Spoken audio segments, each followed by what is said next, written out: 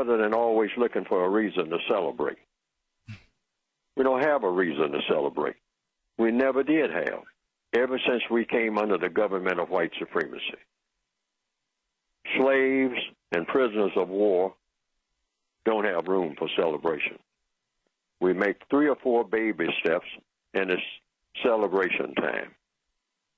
We need to get that notion out of our head, because then, after the celebration, we get insulted, and then we got to, lick our wounds and whatnot for 40 days and 40 nights, and then until we can get another breath and hope that we don't get insulted again.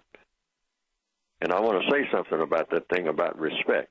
Stop asking for it, ever. Stop asking for it. Why? For a very logical reason. Respect is something that you give yourself. You never look for another person to give you respect, because whoever can give you respect can take it away from you. So what is self-respect?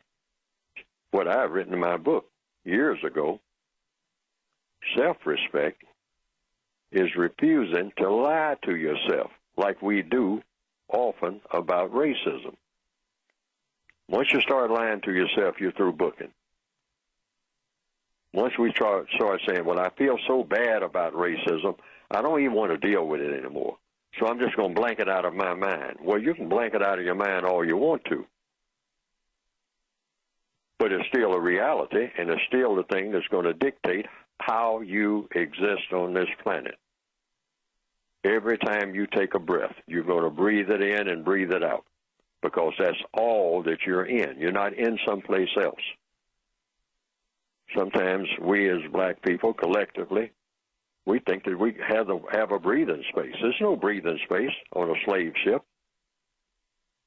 You're still on the slave ship. I don't care where you, in the forecastle or the captain's cabin.